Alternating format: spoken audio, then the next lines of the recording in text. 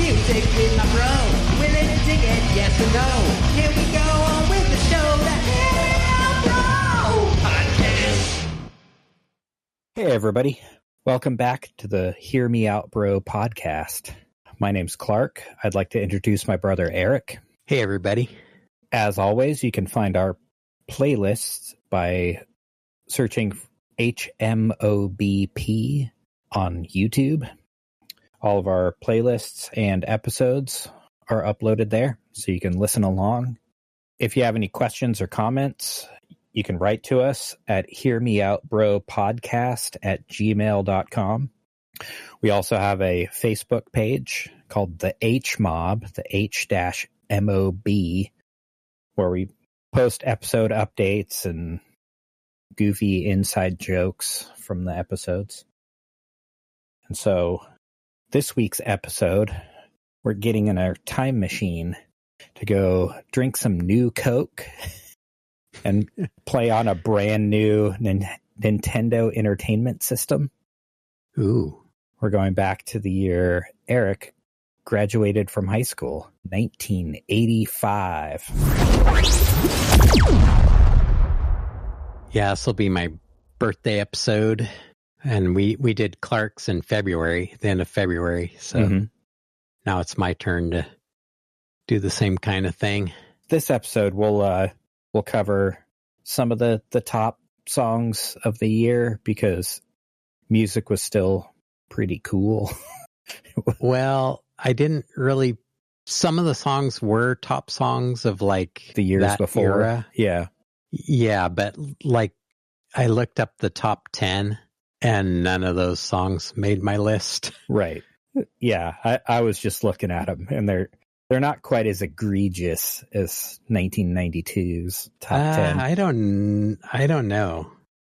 So here's the top 10 I came up with for 85. Okay. Madonna, Like a Virgin. Yep. Which actually held over from the late 84 and was still in the number one position as 85 rolled around. Mm-hmm. Foreigner, I Want to Know What Love Is. Right? Come on, man. Wham, Careless Whispers. Dude, seriously. USA for Africa, We Are the World. What's not to like? Simple Minds, Don't You Forget About Me. Come on, man. That song's great. It's pretty good. It's pretty good. I mean, such an iconic closer to the Breakfast Club, which also came out in 1985. Yep. So if you want like the vibe of 85, pretty much any of those John Hughes movies are going to be what kids were like when I was in high school. Oh, yeah. And Breakfast Club kind of hits the nail on the head. Yeah. Like, I mean, 85 also had Back to the Future and Goonies, like some heavy hitters. Yeah, there was some peak pop culture going on. And like, you left out Money for Nothing by Dire Straits, Take on Me by Aha. Wake Me Up Before You Go. Right? By Wham. Like, Wham had 2 in the top 10. Phil Collins' Sussudio. Right? The Power of Love by Huey Lewis and the News. We Built This City by Starship. Yeah, some of those songs that you're bringing up, though, were like summer 85. True. Okay. So they wouldn't have been like part of my senior year experience. Right. That's fair. Yeah, I didn't include Nirvana or Helmet's Meantime on my list. Yeah. Because it was like July. It's like, oh man. It came out a month after I graduated high school. Yeah, I also had Madonna, Crazy for You, REO Speedwagon, Can't Fight This Feeling Anymore, and Tears for Fears, Everybody Wants to Rule the World. Nice. Yeah, that's some quality, man. Yeah, I mean, those are still songs you hear today. It's like they were big. Mm-hmm. And the year prior to this was the year Michael Jackson swept the Grammys. So Michael Jackson was still like very in the zeitgeist, I guess, of people's music listening. Yeah, before he went completely off the rails and before he went full creepazoid. Like, I had a friend that was super into Michael Jackson. There was kids that would even like dress like him, like wear like the Thriller jackets and stuff. Mm-hmm. In grade school, like kids would all drag pieces of cardboard to school, and the cool kids would wear one glove. Oh, man. Yeah. Yeah, speaking of one glove, my friend Steve was like one of those people that was semi-obsessed with Michael Jackson. Mm-hmm. And he had this older neighbor who was retired. And what he was retired from was that he was Walt Disney's wife's chauffeur. Whoa. And he still had this super killer, like old school Lincoln limousine. Mm-hmm. And he would like pull it out and wash it and take care of it and everything. And it was like his total pride and joy. Like when he retired, Walt Disney just like let him keep it. Nice. So whenever he would always tell us, hey, if you guys ever want to go anywhere or, you know, go cruising or like if you have prom dates or anything, like let me know, you know, I'll drive you around. That's he still cool. had his chauffeur outfit and everything. Mm-hmm. And so he loved just like getting dressed up as a chauffeur again. Nice. And like driving us around. So one of the things we used to do is drive down around downtown Santa Rosa, like on the weekends, Uh-huh. and just put the window down a little bit. Nice. I see where this is wave going. out the window with the sequin glove. Yep. And people would just like totally lose it. And we would like laugh off. Nice. Yeah. And then like go through the McDonald's drive-through or something and go home. That's awesome. It was pretty fun. That guy was cool. Old timer. Nice. But yeah, it was funny watching people like totally lose it. Uh-huh. The tinted window rolls down, and It's before YouTube, so we can like film our pranks with our phone or anything. Right. Get people's reactions. But it was pretty fun. We were always doing goofy stuff like that. Since we're in the 80s, we might as well just jump right into the playlist. yeah. Oh, and the premise of the list is, you know, we listed all these songs that were popular and top 10 and everything. Mm-hmm. And so kind of the premise for our birthday episodes is what we were listening to instead at the time. Right. So for the first chunk of my playlist, it's going to be a bunch of kind of new wave-ish stuff. Mm-hmm. So this is Killing Joke with 80s.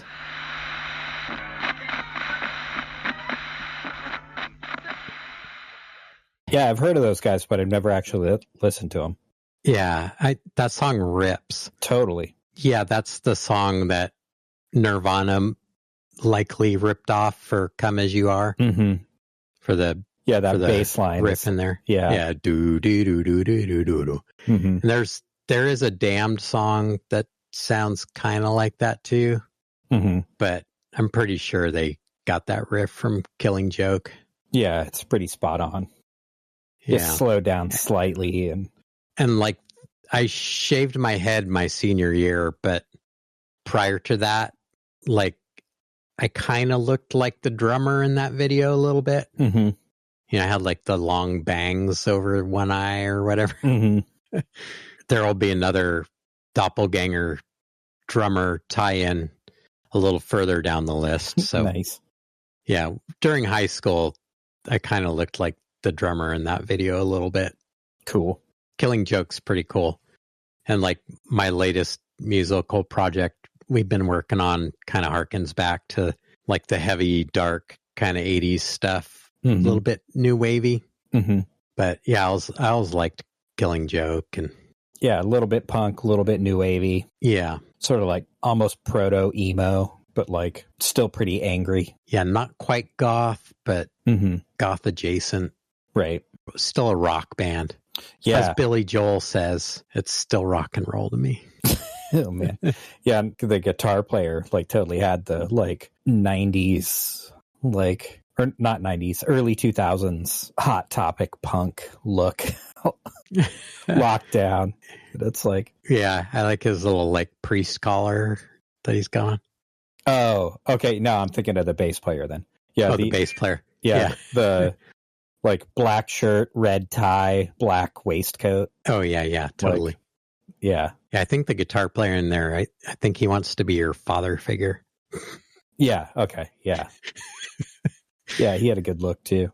Another 80s song, Mm-hmm. which seems creepy now that you hear it. Yeah. All right. So this next one is another 80s band that I always loved. And they're one of my favorite bands. They were my favorite band from New Zealand, but now they're my second favorite band from New Zealand. Or they might be tied for first place for my favorite band from New Zealand. Who's your first place pick? It would be Flight of the Conchords. Oh, okay. Well, yeah, I don't know. These guys are right there with them. This is Split Enz. I Got You.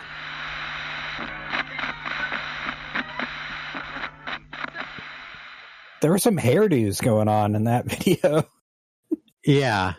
I wanted to include, because it was a time of kind of like new wave stuff, I wanted to include like some 80s music too. Because really, I mean, if you think about it, 1985, like the decade before that was the 70s, and the decade before that was the 60s. So like all these, like punk rock, new wave, even heavy metal, these were all like new forms of music. There was like new stuff coming out all the time, but like all the old stuff was still super relevant. So like, I mean, depending on what kind of music you're into, or, they were still playing like all the classic rock stuff on the radio. And I mean, all those bands were still touring. I don't know. I'll get to some of that down the list, but we'll stick on the new wave track for a little bit. Some of the new bands that were like out and around that I actually listened to besides the top popular stuff. Right. So another kind of alternative band was the Smiths. Oh, yeah. This is This Charming Man.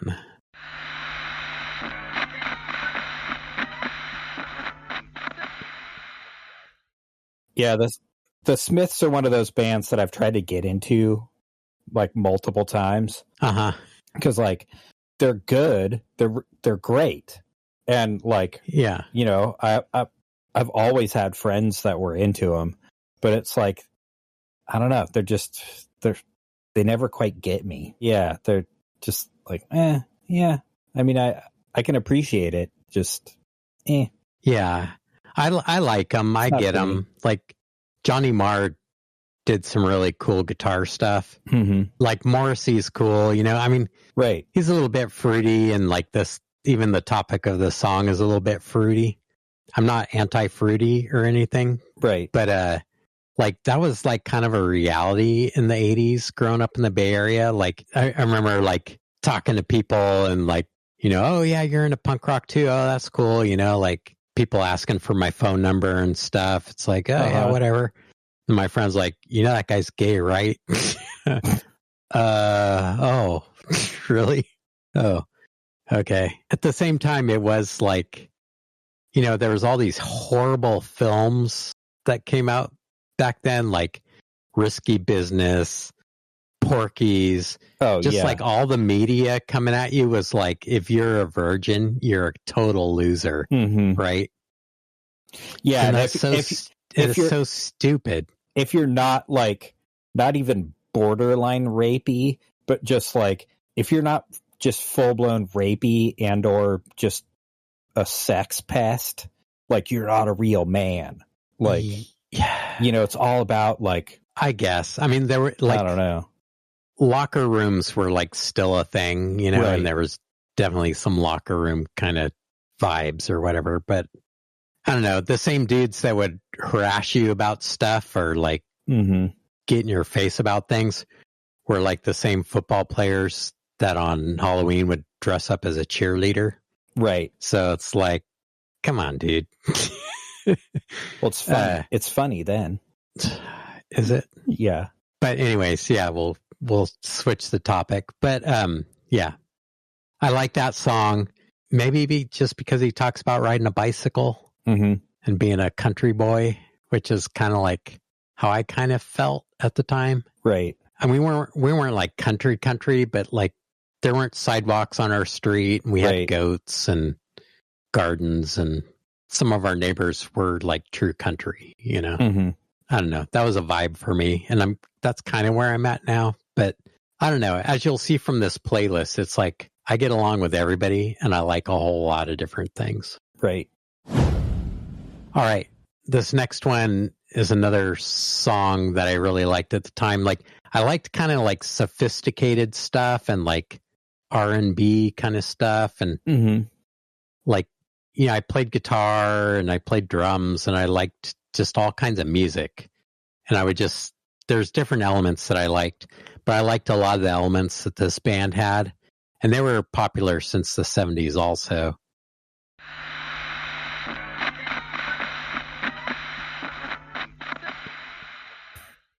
Pretty good. Yeah, there was kind of like a whole like neo soul like revival kind of thing. But Squeeze was always cool because I love that guy's voice. Yeah. It's like a little bit gritty. All their songs like had a real like storyteller vibe to them. They were like really well crafted. Like they didn't overplay and they just like crafted good storyteller kind of songs. Nice. Them and Tom Petty. I didn't put any Tom Petty on here, right? But there's some cool Tom Petty from there because I think in '85 they came out with Southern Accents, which was one of the first ones that was produced by Dave Stewart that we talked about in our last podcast. Or actually, not the Dave Stewart. We did talk about both Dave Stewarts, but the other Dave Stewart that we were not talking about that we did talk about. Wait. How do I explain? I don't know. Dave Stewart from the Eurythmics started producing. Yeah, this is going to be a problematic playlist already because we're going to have to explain the Patti Smith thing. Oh, right.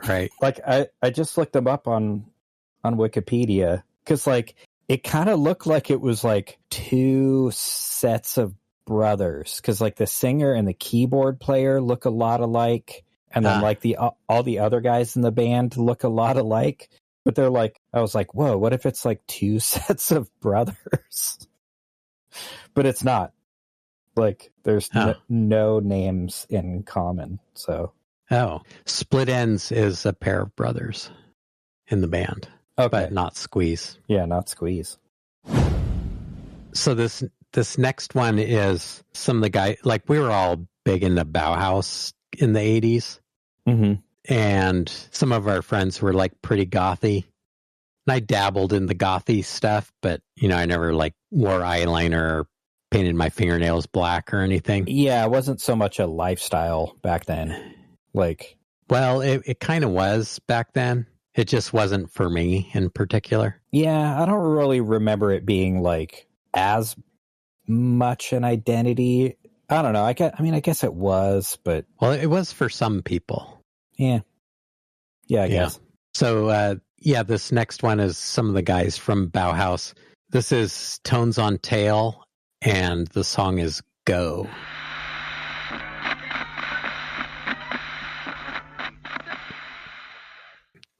Yeah, I always love fuzz bass. Nothing wrong with putting some fuzz on your bass. No. So as I was saying, like all the 70s stuff and 60s stuff was still really relevant. And so I was still listening to The Who and Rush and The Jam and Led Zeppelin and Black Sabbath and everything else. But, you know, heavy metal bands were becoming heavy metal bands. And punk bands were becoming more punk.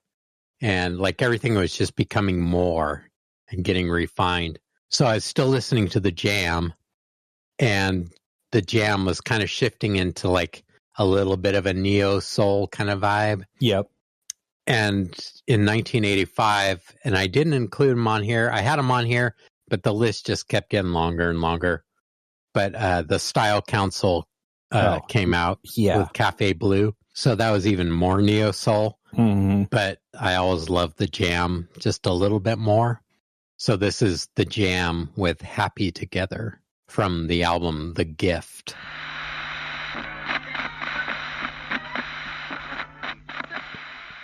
Oh, like, man. The Jam are awesome. Yeah, there's so many. Like, I start to think that other bands are my favorite band, and then I listen to the Jam again. Yeah, I love them so much. Yeah, it's just like they're so good. Yeah. Yeah, and it's like their early stuff, their later stuff, like they're a total cheat for those like cheesy conversation like topics of like if you could only listen to one band, like if you were trapped on a desert island, like you could only listen to one band. It's like, oh, easy, the Jam. Like we will have a Desert Island albums episode. Right. But this is not that. Yeah, but like whenever it's like just one band, it's like, oh yeah, it's the Jam. Easy peasy. Like, well, maybe. I don't know. There's just so much variety. And then like when you listen to them, it's easy to feel that way. Mm-hmm. Yeah, but then there's other bands where I hear them and it's like, oh, no, that band. Yeah, for sure, that band. True. But yeah, for this moment in time. Now, one thing about the 80s, like, I mean, I'm surprised the 80s are such a nostalgia that people look back to. Really? But it makes sense now in hindsight. Oh, yeah, okay. Because, like, when I was living in the 80s, it, like, just seemed like such a hard, terrible time. Mm-hmm. I mean, it's something to think about for today, too. It's like when politics are really bad, it makes for good art. True. We thought we were all going to die in a nuclear holocaust. Right. You know, at the peak Cold War before the wall came down. And so, you know, everybody was a little bit nihilistic and everybody was like really living for the day, I guess, is the way to look at it. Right. But there's always like, there's bad times make for good art. And it also makes, like, in retrospect, like the 80s was a great time to grow up. You know, we didn't know it was going to get worse. We just knew it wasn't as what it could have been. Right. You know? Yeah. But looking back, it was a really cool time to like grow up. Right. You know, and I mean, the baby boomers had like a charmed life and stuff. And we didn't have it quite so charmed. But like, if I could go back, well, I don't know. If I could go back and do it over again, I probably wouldn't do the 80s again. But I'm thankful that I did grow up during that time. Mm. I would go back and invest in real estate, but Right. That I would probably go back a little further in time because of things like that, and just to see things, how things used to be. Real estate and computers, not tech, computers. Yeah, invest in certain things. Uh-huh. I would probably go back to like around the time of the Depression or like maybe the late 50s, buy a bunch of guitars, motorcycles, and buy property, stuff like that. Yeah. Or if I went back, like, I don't know, it'd be cool to be like in the 70s or the 80s and just buy up a bunch of muscle cars. Right. And store them away somewhere and then like sell them today. Right. I don't know. Enough about time travel. Right. So like 80s was also peak AOR.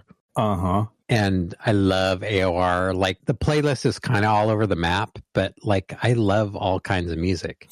Yeah. Well, you talked about how like all these established genres got more and more like dialed in and like more what they were.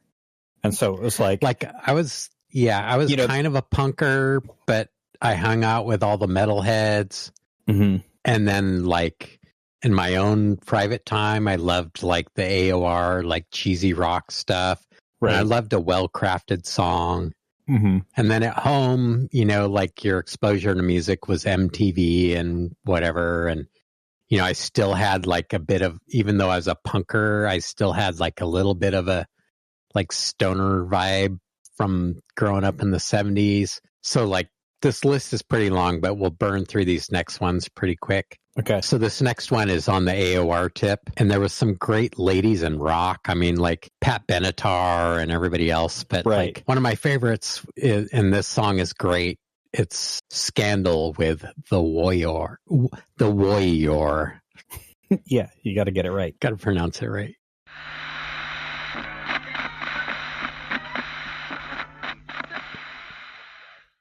Oh, man. That video's so nuts. So good. What a great song. Yeah. Man. Yeah. Yeah. Then creepy referee guy, like, thumbs up. Yeah. Yeah, with the like clown paint. Mm-hmm. Oh, yeah, man. pretty cool. So weird. Well, it just goes to illustrate, like back in the 80s and to the first song, Killing Joke, like everything was a struggle back then. So everything was a battle. It's true. Okay, this next one is another song. I loved this stuff when I was a teenager. But okay, yeah, so this next one I talked about, speaking of Killing Joke and how that drummer in Killing Joke was my doppelganger when I was a teenager. Mm-hmm. This next one is April Wine Ladies Man. And the drummer in this video is my doppelganger when I was in my like late 30s, early 40s. Whoa. Yeah, and I love this song. April Wine, another great Canadian band. Yep. With Ladies Man.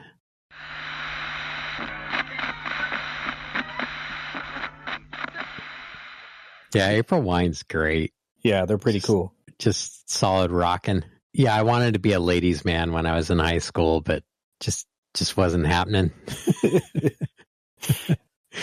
Yeah. Most dudes want to be a ladies man when they're in high school. So that was live at Le Studio. Mm-hmm.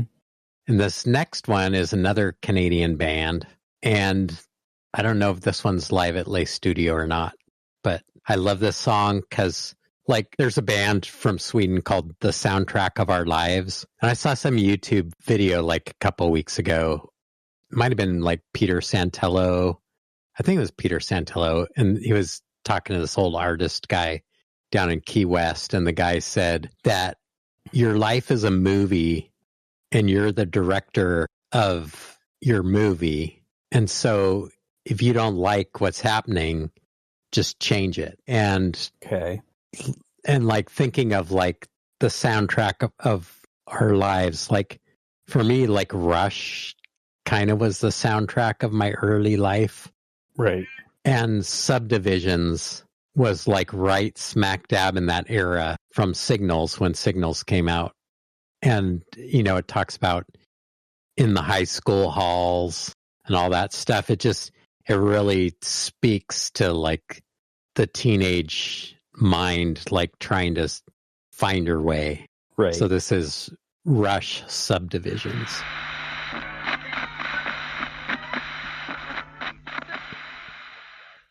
Man, what a great song. Totally. Even Rush went new wave a little bit. Yeah, with the synthesizer. That song. And the haircuts and stuff. The bow tie. Here, let me see if I can do this. Nowhere is the dreamer or the misfit so alone. Subdivisions. In the high school halls, in the shopping malls, conform or be cast out. Subdivisions. In the basement bars and the backs of cars, be cool or be cast out. Any escape might help to smooth the unattractive truth. But the suburbs have no charms to soothe the restless dreams of youth. Subdivisions. Yeah. I mean, yeah, that's the soundtrack to high school. Totally. Yeah. It's like Neil was such a writer, such a poet. Yep. He got me. Yep. Yeah. I mean, we talk about Rush all the time. Yeah. So, of course, we love them. Listen to more Jam. Listen to more Rush. Yep. That's my advice. Yeah. Like when you were saying all that stuff about the Jam and the Desert Island and stuff, it's like in the back of my mind, I'm like, but what about Rush? Yeah. Okay. Another great band from the 80s. And we've had them on here before, and we've talked about them before. They were on my birthday list, too. This is The Cult. She Sells Sanctuary.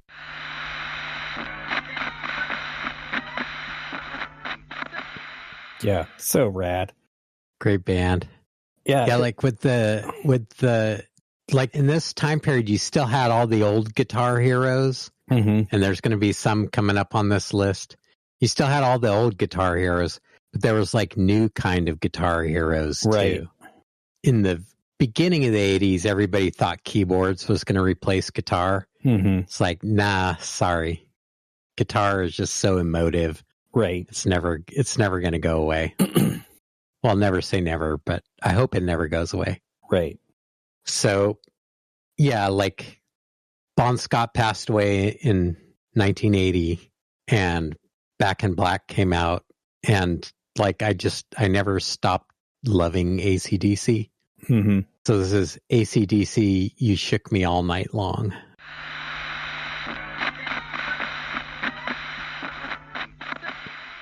Oh, man. Yeah. So good. Yeah. So cheesy. So good. What's the fish and chips shop like there on Highway 12? Betty's. Yeah, Betty's Fish and Chips. Like that video, like always makes me hungry for fish and chips. And like, Mm-hmm.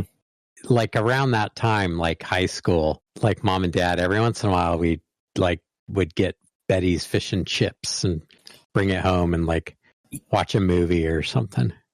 Yeah. Like there was a chippy across from the JC for a while. They would put your order in like, you know, it'd be like not wax paper, but like that kind of like baking paper kind of stuff. Parchment.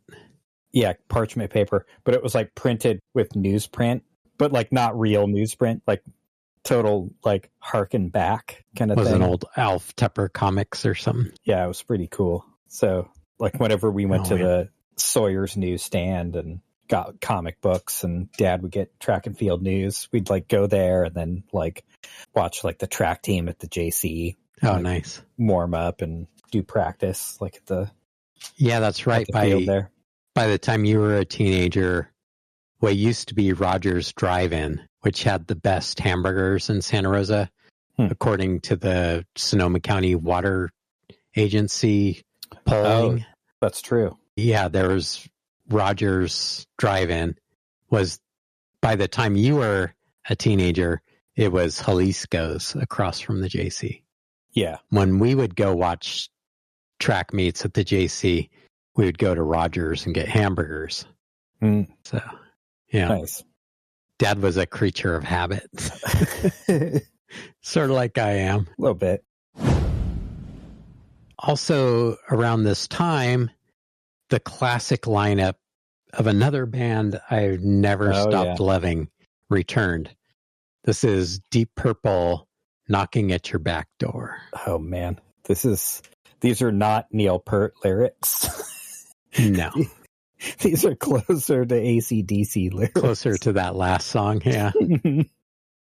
Yeah, actually, I never thought about that thread, like, but it makes sense now. These next three songs kind of all work together. Yeah. It's subtle, but there is some poetry. Like, after the song, I'll tell you my favorite line. Okay.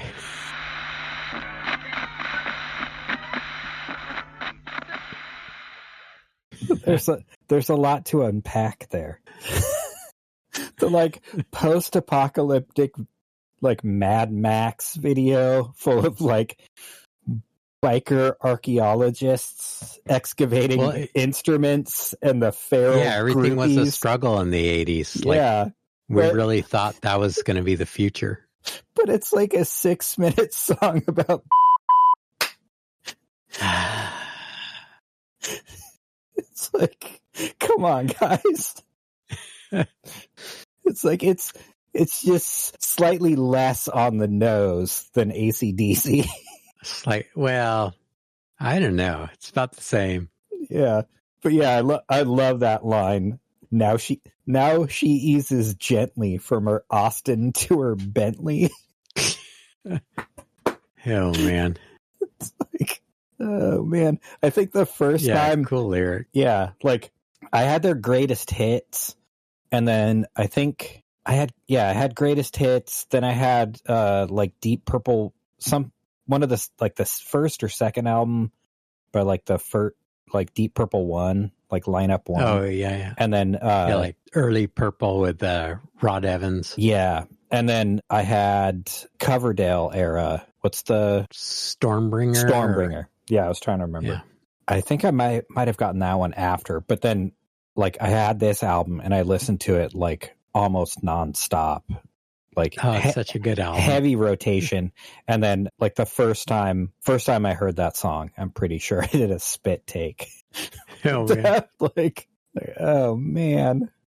Like yeah, like I always loved Deep Purple, and I mean, if you've listened to all of our episodes, you know, I love Ian Gillan, and I listened to a lot of his stuff around this time, like his solo stuff.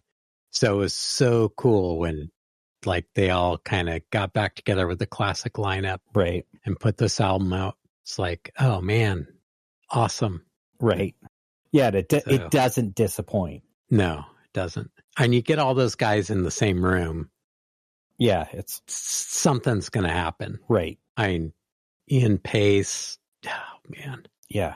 All right. This next one is another group that I always liked, but man, they blew up in the 80s. For sure. Like a lot of people hadn't even really listened to them that much. But in the 80s, they were everywhere and they were huge and they became really mainstream. And it was another one of those things where it's like, well, it's mainstream, but I mean, come on, it's still ZZ Top. So this is ZZ Top with Gimme All Your Lovin'.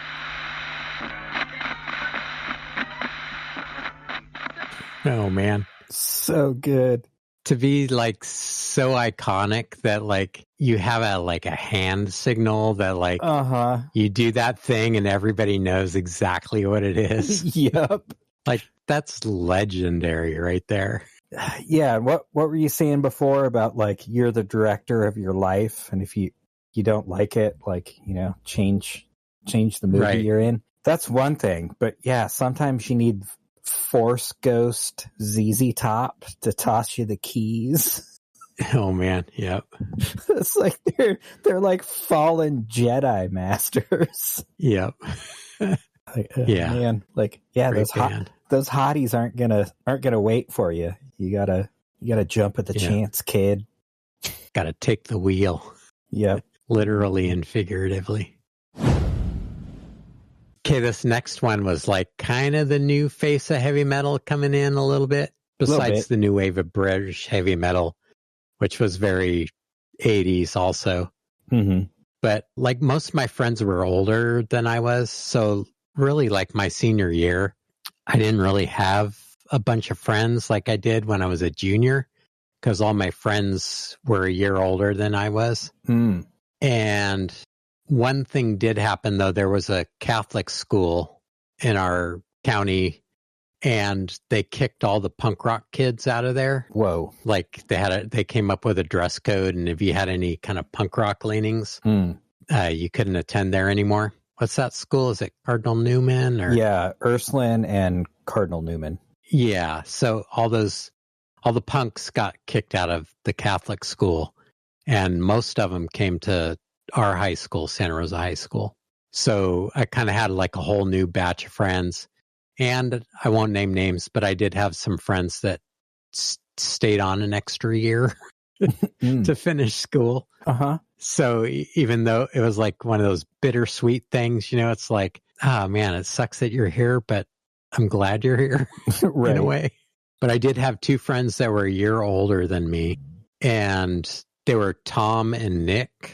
In one of the yearbooks, their names under their yearbook pictures, Tom was Tommy Lee and Nick was Nicky Six. Nice. So this is Motley Crue with Live Wire.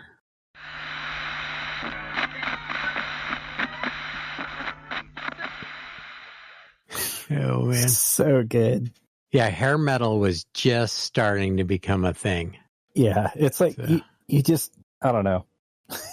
You can just feel Tipper Gore clutching her pearls. Oh yeah, yeah. It's so good. It's all just like in your face. Like, oh, okay, we're gonna have the skull with the pentagram and the drum kit with the pentagram and tight leather outfits and teased up hair, makeup and leather, and then like, Nicky Six is going to be on fire. And then he's gonna like bite the blood capsule and like spit in blood. It's just like all the theatrics. Well, that's the bass player's job, right? Bass player's got to be the one to break the blood capsules. Yeah. A friend of mine just sent me from like 1999 some Sony Music Awards thing or something. Mm-hmm. And Mick Mars did like a 5 or 6 minute long guitar solo. Whoa. And it was posted on the Tommy Bolin Facebook page because he does a bunch of Echoplex stuff at the end. But it's like, man, they were pretty good. Yeah.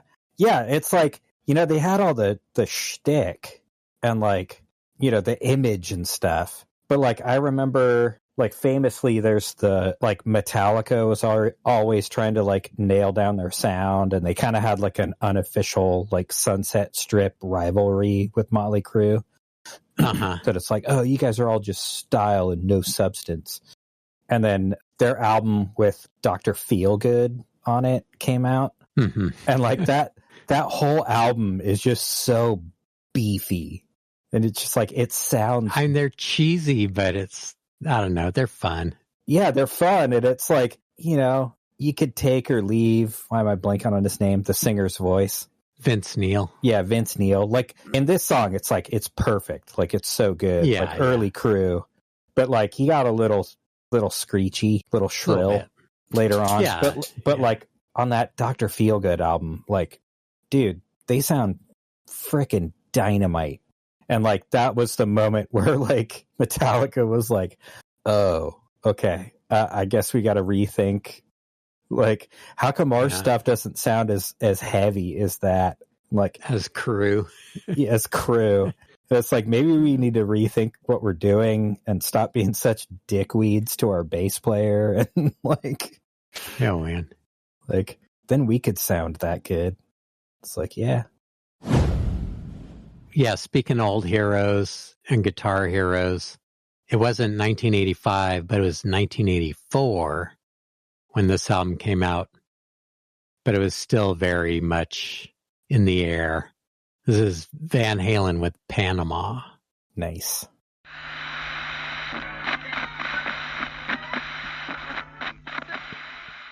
I love Van Halen because, like, they were never anything but Van Halen. You know? Like, they never tried to, like, do the hair metal thing. They never tried to, like, do anything besides just, like, smoke cigarettes and wear blue jeans. And, I mean, David Lee Roth had all his stuff, but, he was... Yeah, it was still pretty cool. Like... Yeah. Yeah, and it's just, like, you could tell they were having fun, man. Like... Yeah. There's zero angst. Like...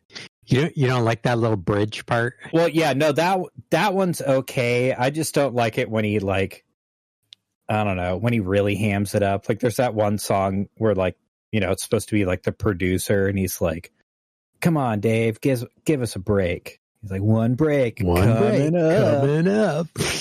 So cheesy. Yeah. That one's okay. Like, Panama is just a ripper. But, yeah, like... I love I always get his name wrong. The bass player, Michael Anthony. Yeah, I always want to say Mark Anthony, but it's like, I know that's not right.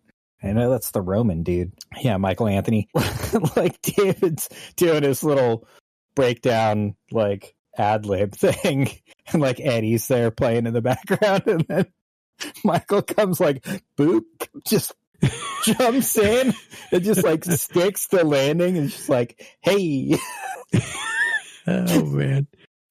Yeah, Michael Anthony's cool. Yeah, he's like, the two Van Halen brothers like had their coolness, and then like David Lee Roth was just like, the big ego cool guy, front man. Yeah. It's like, love him or hate him, he's one of the greatest front men of all time. And but yeah, Michael Anthony is just like, I don't know, like, he's a great bass player, but like, he reminds me of that, is it BTO? Yeah, Bachman Turner Overdrive. Where maybe it's not them, but like the song about like you could do all right if you get in with the right group of fellows. Like, what's that line from that one song of just like Taking care of business. Yeah. There's something about just like, yeah, if you get in with the right group of guys, like you'll do good.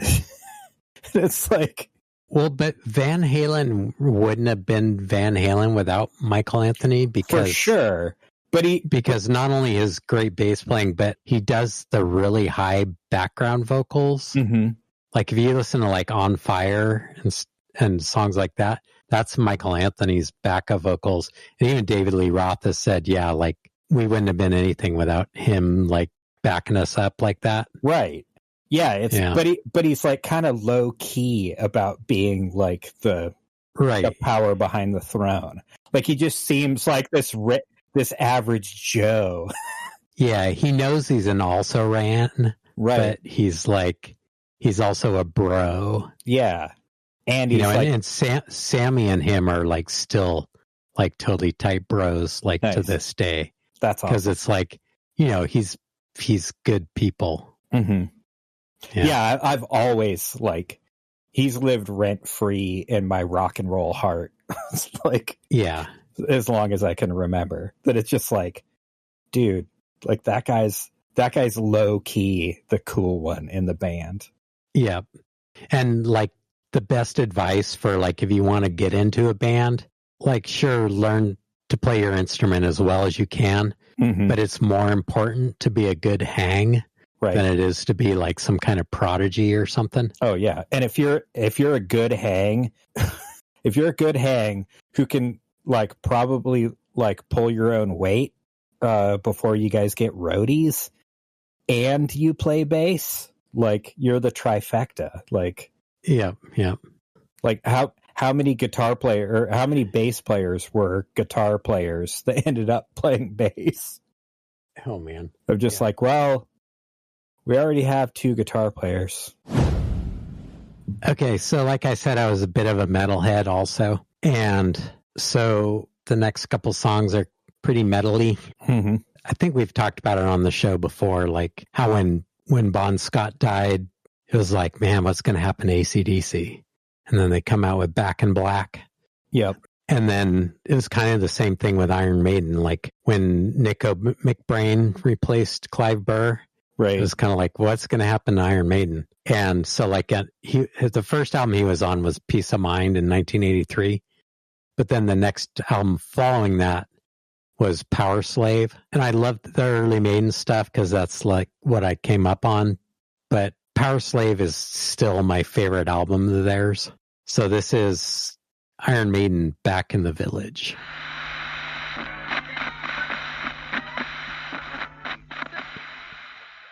So good. Oh man, that song is just so blistering. Yeah, it's a ripper.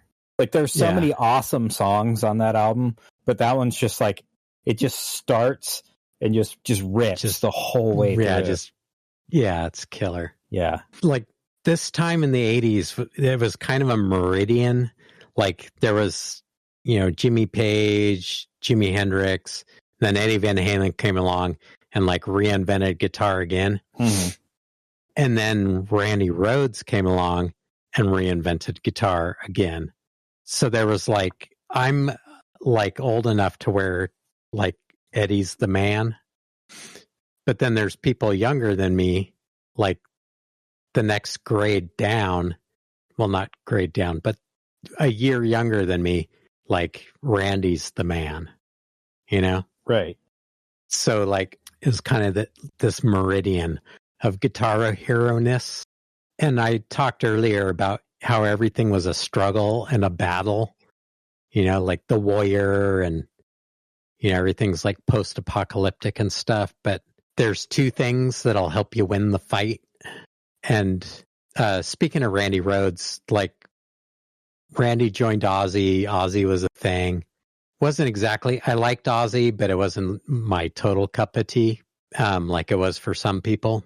But then because Randy was in Ozzy, everybody's like, oh, well, he used to be in Quiet Riot. So Quiet Riot got really famous too.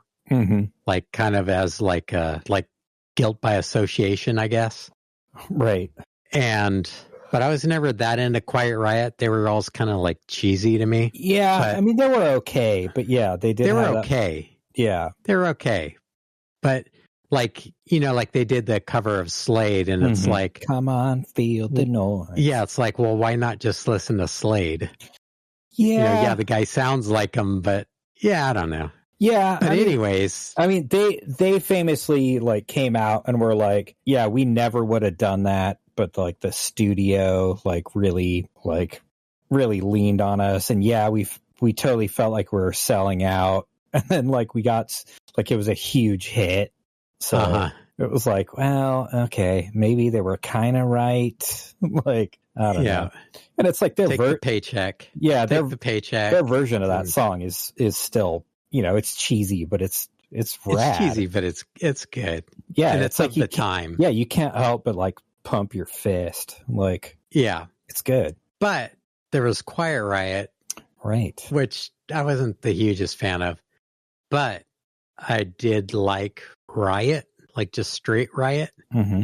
Do you ever listen to these guys? I've heard them before. Yes, I'm familiar with this song. Okay, so this is Riot with Swords and Tequila.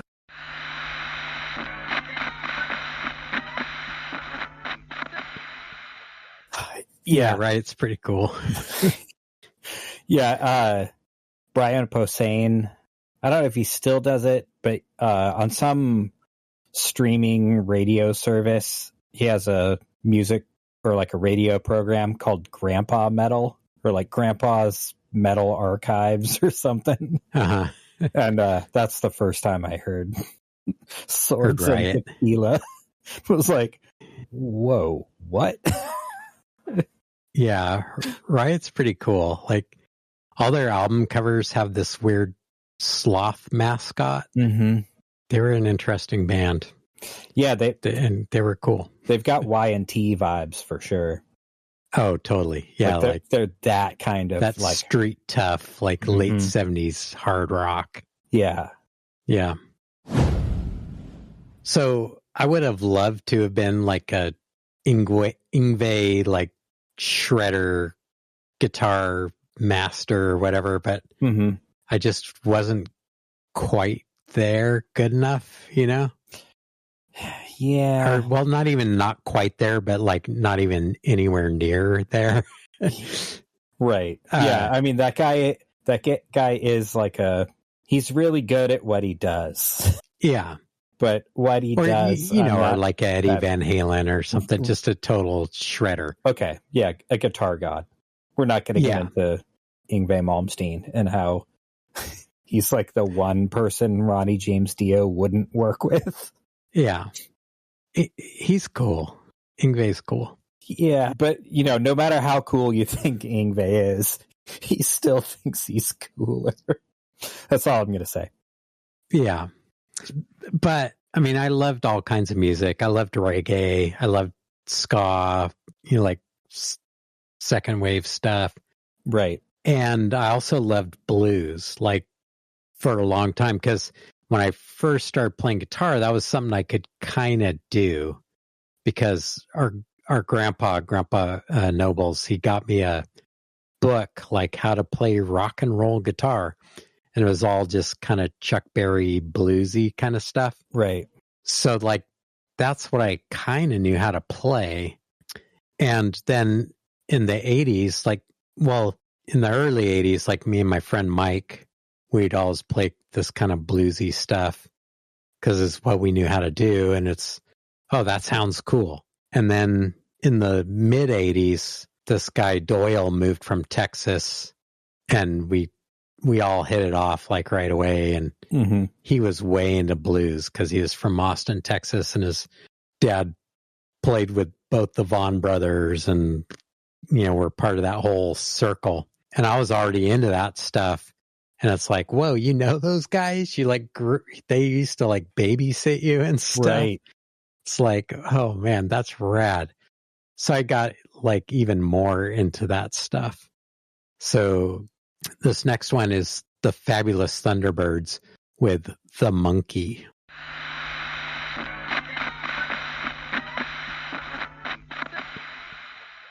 Yeah, the Fabulous Thunderbirds singer has the coolest voice ever. Yeah, he's rad.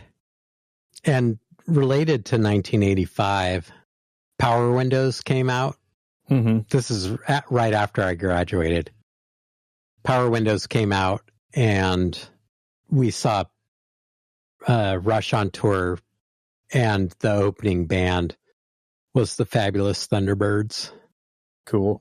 In 1985, which was really cool. And in the same vein, there was a new guitar hero in town, and it was Stevie Ray Vaughan. Mm-hmm. And that was a kind of guitar hero I could get behind. Like now it's kind of overdone, and there was a bunch of copycats and stuff. Right. But like at the time, it's like, oh, well, here's a new kind of guitar hero that like speaks my language, that I can like understand what he's doing. Like I might not be able to do it like he can, but I understand what he's doing. Right. It's not like, what's he doing? Yeah. So this is Stevie Ray Vaughan and Double Trouble with Cold Shot.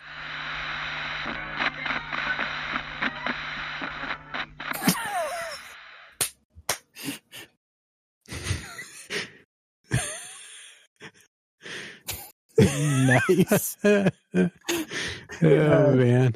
I've heard that song so many times, so I've never seen the video for it. That's hilarious. Oh, man. So good.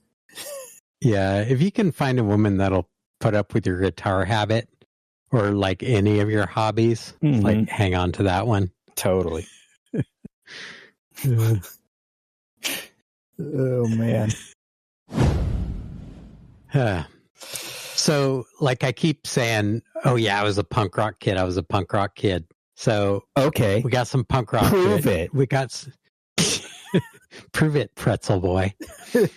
Prove it, punker boy. Yeah. I was also into breakdancing and not hip hop, but like funk and right, like early rap. Mm-hmm. I guess hip hop. I don't know. Yeah, Sugar Hill Gang. Yeah, like what's that? When guys would wear sweaters and they had like actual MCs and stuff like that. Yeah, I think everybody back then had like Sugar Hill Gang like kind of memorized. Yeah. From hearing it so many times. Okay, yeah. And Grandmaster Flash and the Furious Five. That was the other one I was trying to remember. Yeah, I mean, I was into, I guess, a little bit of breaking, but more like pop locking, and I was in all kinds of dancing. Oh man, I was a dancer. I was a born dancer. I've made you listen to Rappo Clappo, right? Yeah, like that kind of early stuff. To me, it's like that's the beat that makes you want to pop and lock. Yeah, you know, it's like hip hop now. It's like, I don't know. I guess you can twerk to it or something, but it doesn't make you want to like do a robot or whatever. Yeah, put on some Adidas or some Pumas and a tracksuit. Yeah, pop and lock. Start popping and locking. Or remember there was that style, like even earlier in the 80s. It was like early rap, MC, hip hop stuff, but it was like the cartoon preppy, like the knickers and oversized bow ties and stuff. Yeah, that's pop locking. Yeah, suspenders and stuff. Yeah, where you're wearing what are those pants that don't go all the way down? Yeah, knickers. Knickers, yeah. And it's like striped socks and stuff, and wear white gloves to accentuate your little hand twirls and stuff. But it's like, it's a weird look because it's like big giant hats. Yeah, like the tracksuit, like that kind of look from like the later pop and lock stuff is like, well, that's actually pretty cool. Like, yeah, that like Mickey Mouse Poindexter look. Yeah, or like a weird like Oompa Loompa dandy or something. Exactly. Yeah, it's like it's a hard look to pull off. So it's like, yeah, you really got to nail your moves, which a lot of those people did. But some of those fashion early guys, is a funny thing. Like, oh man, like that Ohio Players Love Roller Coaster. Yeah. from Burt Sugarman's Midnight Special or whatever it is, like some live TV performance. And like, oh man, I learned the term from Taskmaster, but like when there's like a projection that comes off of the front of the stage, I just learned the term for that, but I've forgotten it.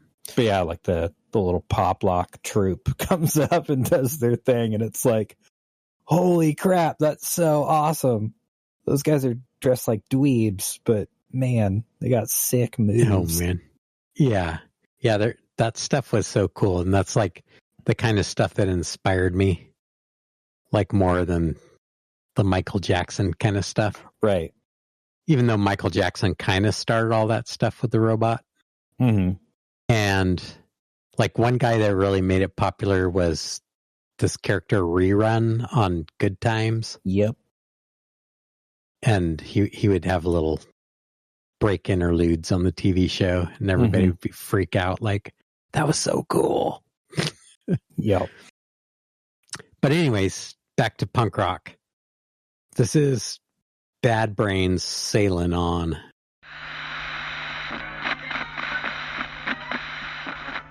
Yeah, Bad Brains was cool because they had the speed of a lot of the punk bands of that time, but the vocals just added a whole another level. And it's not just the vocals, like, yeah, they were just... Well, it's the whole... They're a cohesive unit. Yeah. But yeah, they were like... Yeah, just the whole package. But like most punk bands that played at that tempo, like they would just be like... Blah, blah, blah, blah, blah, blah. Right. You know, they wouldn't like stretch it out, you know, like... Yeah. I'm sailing on. Yeah. That's like what I loved about Bad Brains. HR is just like, I don't know, like he's like the one person that like makes me believe in like God-given talent, or like tapping into like a higher plane of creativity. Like, like he's just like, he's such an awesome singer, and then he's like also so powerful. And like, yeah, it's just like, how can one person contain like that much power? Like, yeah. It's just, man. Yeah, like, and as a teenager, man, I was way into BMX. Like, I rode BMX even more than I played guitar. It was like one or the other. Practice guitar or go ride my bike. Go off jumps and stuff. BMX, and then skateboarding was like huge too.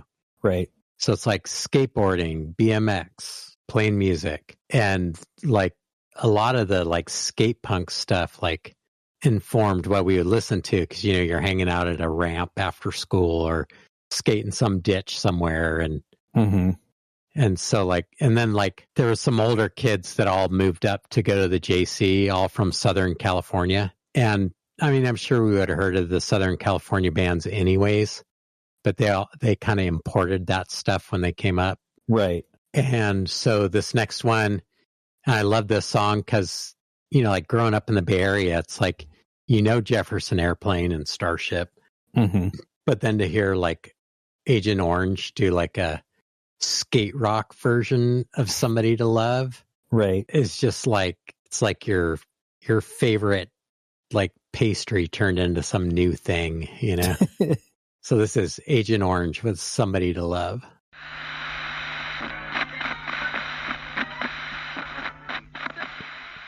Nice. Yeah, I loved like all the hippie stuff like Blue Cheer and Grateful Dead and everything back then too, when I was in high school. But like growing up in the Bay Area, like culturally, you were always kind of in the shadow of all that stuff. You know, it's like, oh, you're just a bunch of snot-nosed kids or whatever, you know, but like the boomers were like the peace and love, and, you know, they all turned into yuppies and ruined everything that was beautiful about Northern California. Yep. But like to hear Agent Orange do Somebody to Love, it was kind of like a shot across the bow of like, no, you know what? We're our own generation. You know, we're Generation X. Like, you know, screw all you hippies. Mm-hmm. Like, you know, we have a voice too.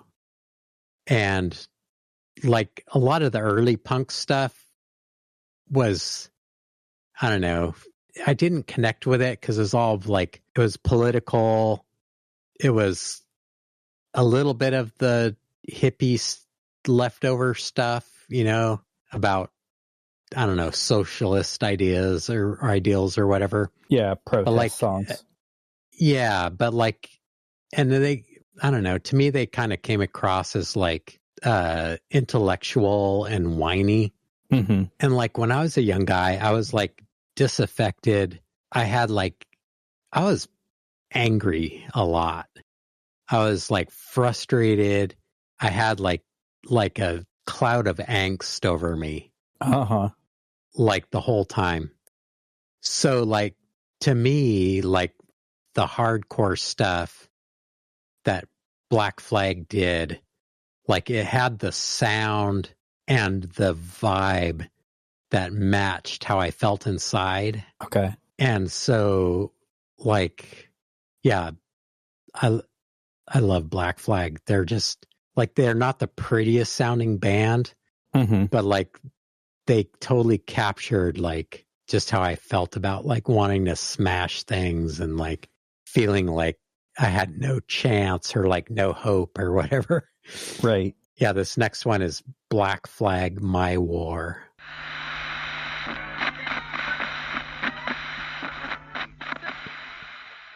They're they're so angry. Yeah, I mean, I might have overstated like how angry I was all the time because I was like known as being like this really like mellow, laid back person. Mm-hmm. But like below the surface, I was kind of seething inside and feeling like hopeless and stuff. Right. Yeah, me too. But I just wanted like less pressure Mm-hmm. from all sides, I guess. But so, yeah, I think Greg Ginn's like really underrated, or maybe he isn't. I don't know. The internet kind of changed everything. Right. But like his guitar playing is so angular and fitting to their music and to their message. Yeah, it's like borderline discordant. And that kind of inspired me in some things too. You know, it's like life is ugly. The world is ugly. It's okay for art to be ugly sometimes a little bit. Right. Yeah. I mean, I love beauty too, and I cherish it, and I'll take it 9 times out of 10, but I also appreciate like the other side of the coin. Right. So Black Flag had SST Records and another band that was on SST Records and was like the first band that like ignited the slow burn in my brain to love the stonery doom stuff was Saint Vitus. Yep. And so this is their first album was 1984 or 1985. I think it was 1985 when their first album came out on SST. But this is like a rec center kind of concert footage from 1986, like the following year. And this is the first concert where another hero of mine, Scott Wino Reinrich, started singing for them. Right. So this is like young Wino with Saint Vitus, like down at some rec center in Southern California, just like doing their thing.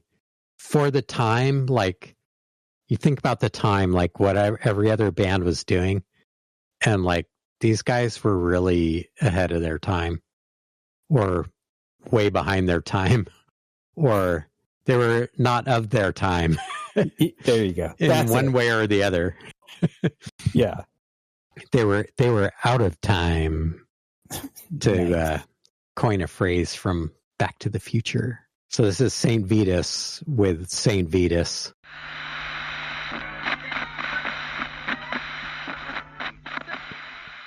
Nice.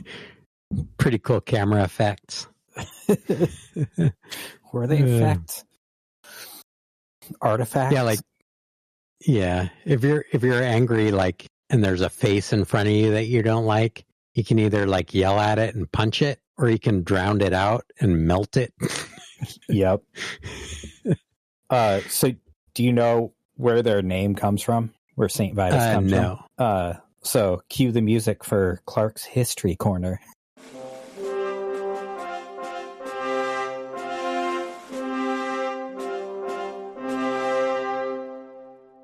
Oh, here we go. Yeah. I should know, but you're the history buff. Yeah. It's like, it's probably good that we're two different people. That like, you got all the musical talent genes and I got all the history nerd genes. Otherwise we'd form the American Sabaton. Just write songs about history. If I had a history band, it would be like Gwar, but history. Oh man. It's like, yeah, history's effed up, man. Like there's some gnarly stuff. Anybody that harkens back to the old days or like reminisces, it's like, no. You've either just got keep moving forward. Amnesia or dementia or you were extremely lucky. So the St. Vitus dance, or the St. Vitus, which I'm not all that familiar with the actual saint, but the saint's only famous because of the St. Vitus dance, also known as the dancing plague. So okay, it was like a mass hysteria kind of thing that happened all over Europe, where people would just start dancing and like they wouldn't stop dancing. They'd be in like this weird, like non-communicative, like not catatonic zombie dance, huh? But like not just stumbling around, like dancing, but just like you couldn't stop them. And like they couldn't be reasoned with, and they wouldn't listen to you if you tried, and like they just start like hitting you if you tried to physically stop them, and they'd freak out. So people would like keep dancing until they died, like nonstop, till they like died of exhaustion. And there were like reports of like people dancing till their feet got all messed up and were like basically wearing away. Yeah, super gnarly. I wonder what caused that. Nobody knows. And then it just like, it suddenly stopped and never came back. Yeah. And it wouldn't be like an ergot bloom or anything like that. Right, because it wasn't localized. It'd be like some weird parasite thing or something, like those parasites that take over ants or something, right. Or snails. Yeah. In the snails, it's a worm. And then in ants, it's a cordyceps fungus. But just freaking just weird, crazy. Yeah. You know, it's not like one thing, like one's occurrence that got told over and over again. Like it happened in multiple places. Yeah, and then just like suddenly stopped. Yeah, just freaking horrifying thing that like can happen to people. And no explanation. Yeah, let's hope it doesn't happen again. You never know, though. Yeah, so the last punk rock one is like punk really happened in the 70s, but there was like some layover and it kind of got refined into different like scenes and silos. But one of the holdouts of like the classic British punk thing was GBH, and they also had a crazy aggressive sound. So this is GBH with Sick Boy.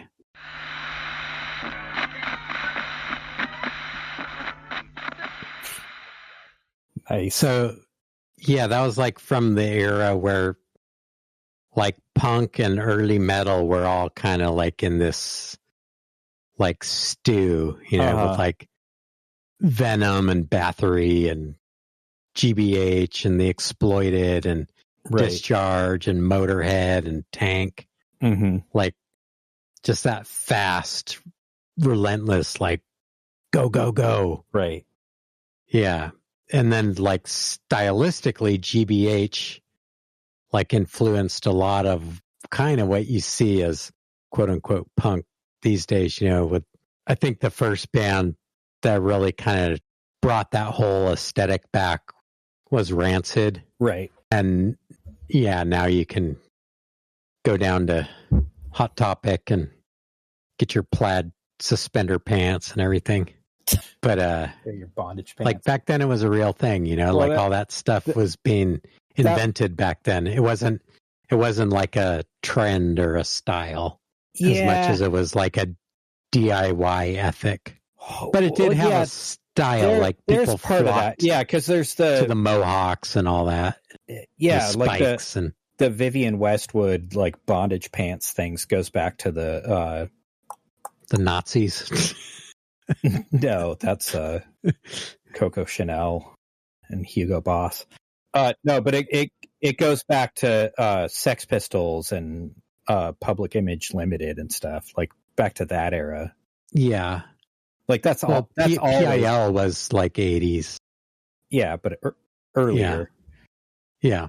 But yeah, that goes back to the beginning. Well, even in the first video, the Killing Joke video, you could see some people with their leathers and stuff, and like leather jackets were the cool thing to have. But I was like a poor working class kid. I couldn't afford a leather jacket, and right. Let alone a leather jacket you could get like paint a band stuff name put on and whiteout on the back of. Well, if I had a leather jacket, I could have done all that to it. But yeah, I was more just like Mom would have gotten mad at you. You ruined your new leather jacket. Maybe. I mean, I wore pants with like with holes in them and had to patch the butt with plaid flannel shirts and stuff. Right. So I guess I kind of had that look, but like, I couldn't afford nice boots. I had some engineer boots, but like, if I wanted to ride my BMX bike, I wasn't going to carry around like a 15-pound leather jacket and be wearing boots. I was going to wear Vans or Converse and right, be ready to go skate, So California was a little bit of a different thing. And right, like a lot of the fashion, the jeans and the flannel shirts and the Vans and stuff like that, it was all like department store stuff. It's like we go buy shoes at Thrifties. So I'm going to wear blue Converse. That's right. kind of it. It wasn't like, oh, I'm going to go to the mall and go to the shoe store and like pick out the shoes I want. Mm-hmm. It's like, oh, your shoes have holes in them. Like, can they last till next payday? Right. Okay, let's go down to Thrifties or TG&Y, and we used to call them Timmy Welch shoes. Oh man, because Tim would wear shoes like that. And it's like, Mom, can I get some Timmy Welch shoes? So yeah, California punk was kind of a different thing. There's so many scenes within punk. Totally, it's a fertile field. But another thing I was into musically, like even though I couldn't shred the metal, like I loved funky music from like my dancing stuff, and I also like. My friend with the Michael Jackson glove, he was a great keyboard player. And so we would play kind of funky, fusion-y kind of stuff. And, I liked playing funky kind of guitar licks. And I liked playing like bass grooves and stuff. So this next one is a band that I listened to a lot, like in high school. It wasn't like hanging out at the smoking grounds and being like, yeah, you ever heard Jeff Lorber Fusion? Yeah, those guys are awesome. It's like, no, this is like I'd go home and put on the headphones or like make a cassette and like, hey, Steve, like, let's jam out to this. Or like listening to Parliament or. Right. Yeah, so this is Jeff Lorber Fusion. Wizard Island. Whoa.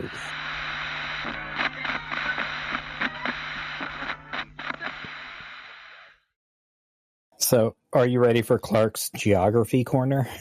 One more thing. Sure. before you tell us all about Wizard Island.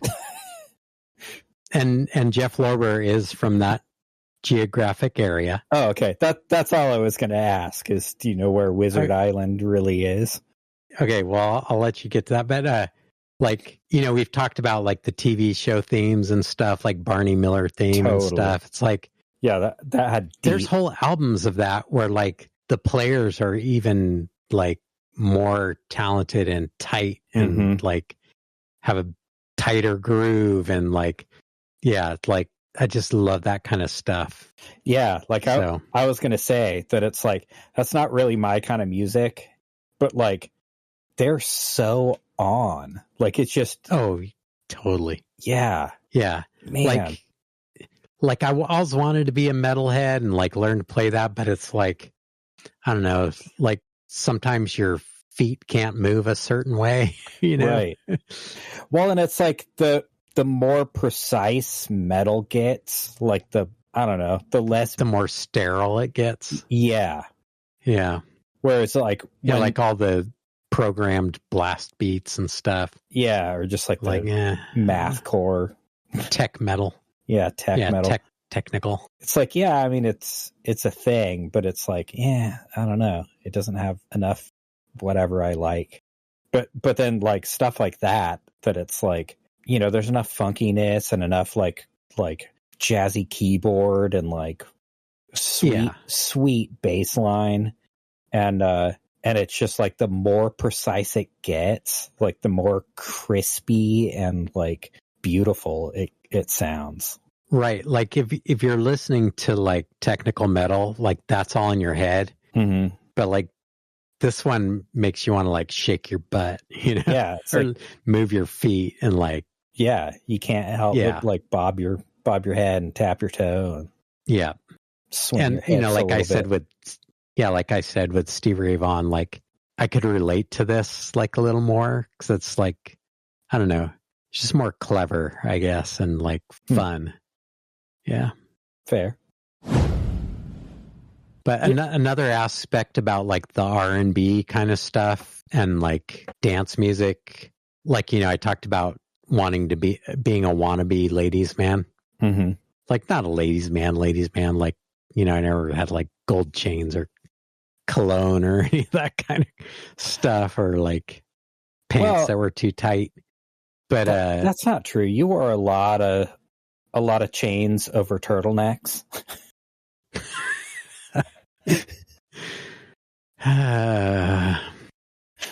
Not once, not ever. But yeah, so like one aspect of the like dance music was that like girls could relate to it. You know, it's like you could talk to girls about music. You could talk about cool music with girls, which was really cool too. Mm-hmm. But you know, you weren't going to like go up to a girl and say like, have you heard Black Flag My War? Right. You know, so I don't know where I'm going with all of this, but I know where I'm going to end up, and it's with Tina Marie Square Biz. Nice.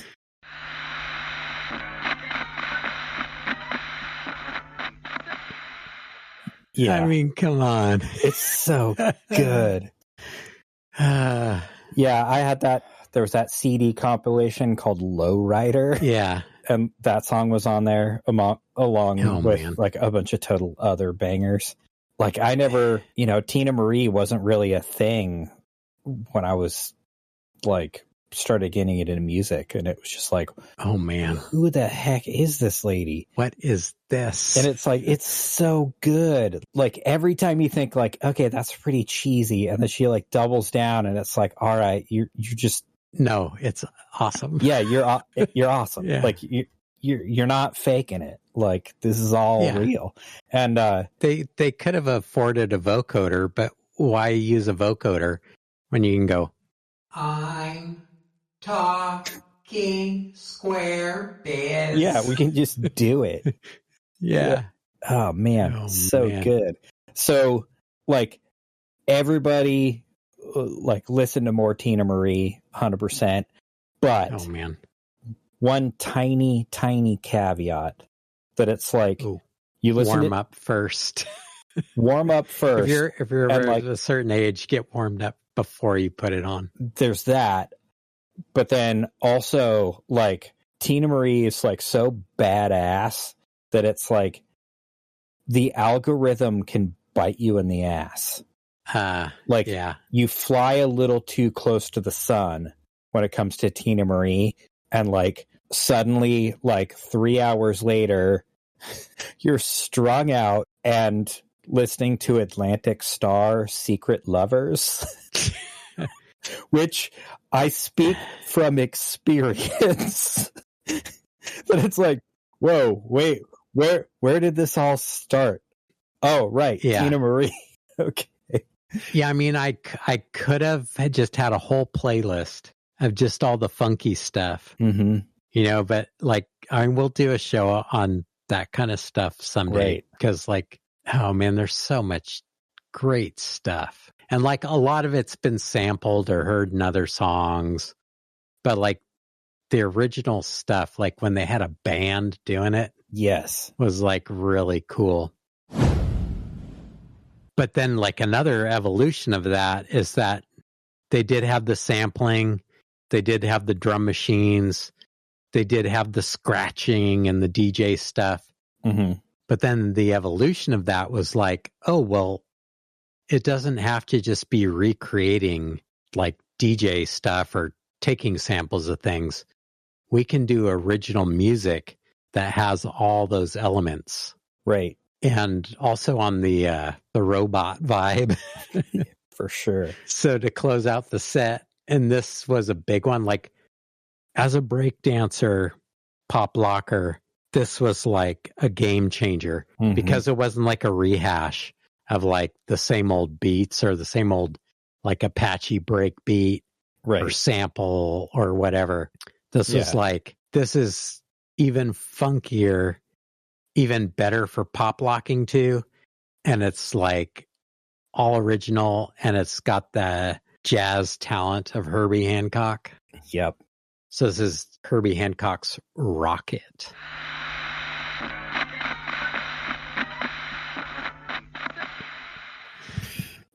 Oh man, So good. that video is pretty crazy. Totally. Do you want to Yeah. decorate your house like that now? No. Yeah, me neither. I've known enough people that did decorate their house like that. Oh man. Yeah, I remember when that video came out and it was like totally innovative and just like such a thing. And like, I remember people trying to discuss like, what does it all mean? And like, part of me, my young brain was like, oh yeah, I don't know, maybe I'll understand the symbolism or deeper meaning when I'm older. And When then I'm like, older, the rest, here's your chance. yeah, the rest of my brain was like, it's just a bunch of stuff. It's just a bunch of like goofy robotic Art projects. art installations. So like the first time Adam Savage on Mythbusters like put on his like fake Cockney like artist voice, Uh-huh. it was like, it represents man's inhumanity to man. And it was like Herbie Hancock's That's what it Rocket. It's like, Yeah. it represents man's inhumanity to man. Yeah, There you go. like, I mean, it's all kind of related, because like even before that, you know, like out of Yes came Art of Noise, and Malcolm McLaren was kind of the creative drive behind the Sex Pistols. Mm-hmm.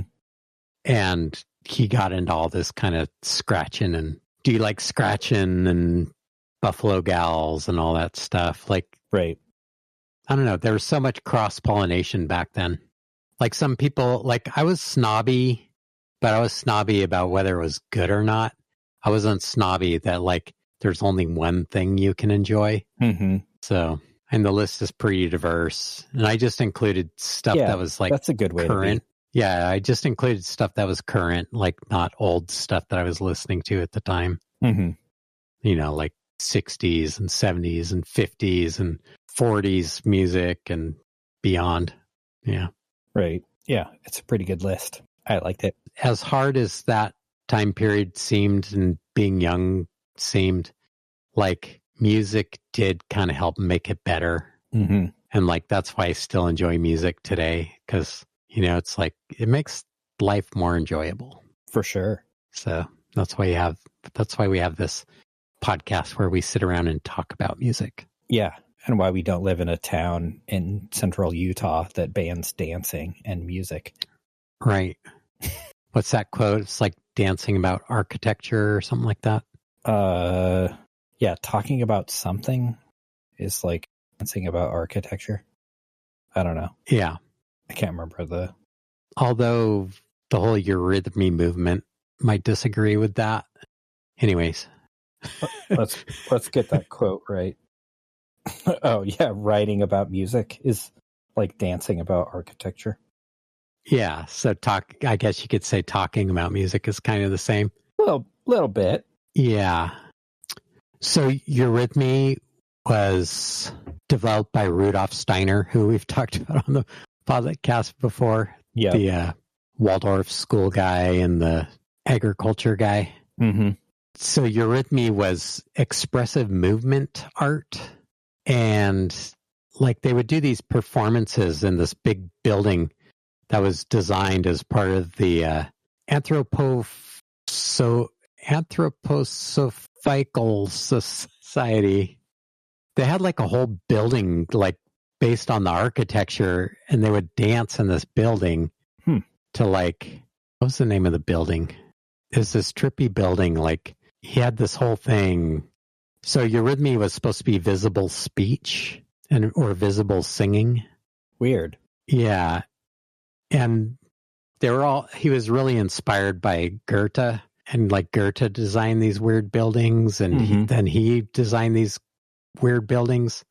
So they built an artistic center in Dornach, Switzerland, which later became known as the Goetheanum. Whoa. So like, I don't know, you can dance about architecture. So it just goes to show, like, if you have enough girthinium.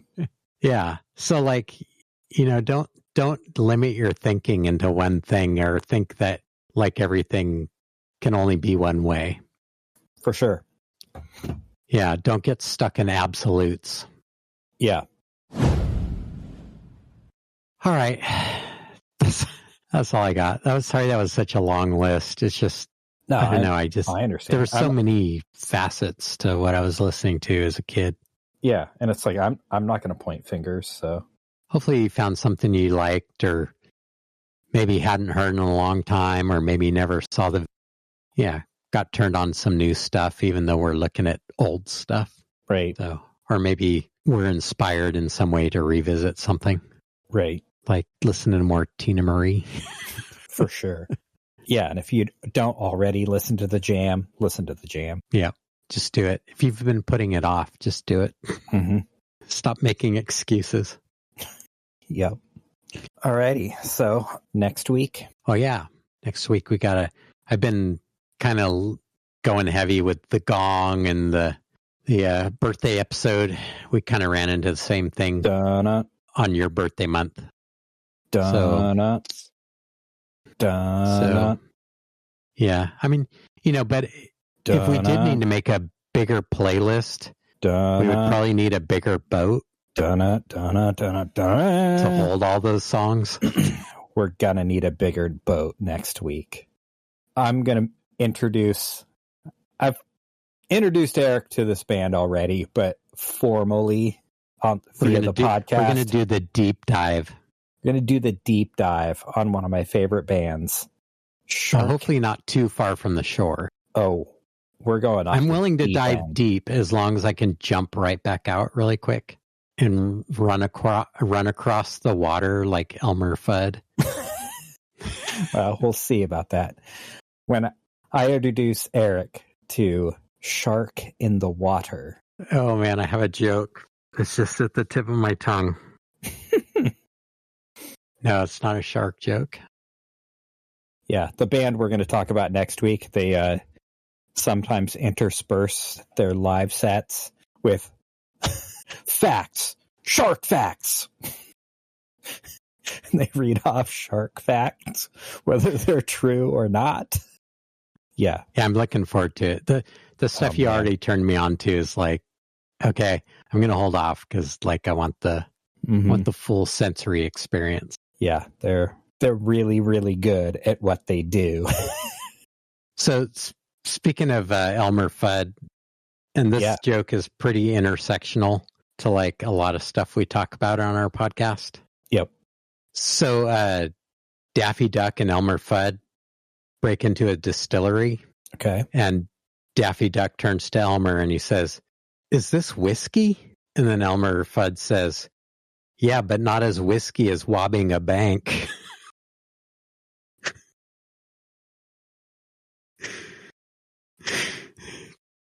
Come on.